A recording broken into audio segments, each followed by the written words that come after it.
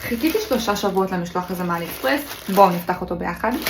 הדבר הראשון שאני רואה פה זה את השואב אבק הקטן והחמוד שהזמנתי לרכיב שלי. זה הגיע כזה כאילו קרוע כזה. יש לי כבר שואב אבק לאוטו, אבל רציתי אחד שיש לו חלק יותר קטן כדי להגיע לחלקים היותר פנימיים, אז נראה אם זה עובד.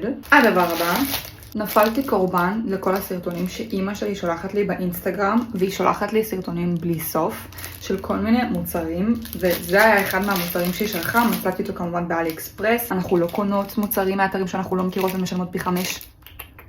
יש את הכל באלי אקספרס. זה לבעלי חיים, עוברים כזה על הפרווה, ואז שלוחצים פה על הכפתור, אז זה אמור פשוט להוציא את הפרווה ועושים ככה. אני מזמינה את העיתים האלה כבר 3 שנים, חרשתי עליהם ברמות. זה התחליף שלי לפיילוט, במקום לקנות את פיילוט יקר.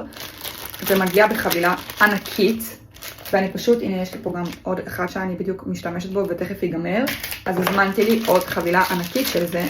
סופר מומלץ, מדהים, ושתי דברים סופר מרגשים שלא הזמנתי מלא זמן, שזה טבעות. אז את הטבעות הזמנתי מאותו מוכר, תעודה על האבן, לא יודעת אפילו אם זה מקורי. וואו, איזה מהמם. אימא'לה, תראו. כאילו לא בא לי לשים אותה פה כי אז יראה כמו טבעת אירוסין, אבל רק בשביל ההדגמה. אימא'לה. וואו. יואו, תקשיבו, באמת, איזה שיחוק. זהו, וזאת הייתה החבילה הקטנה והחמודה שלי הפעם. אם יש לכם שאלות, קישור, עניינים, תרשמו לי בתגובות.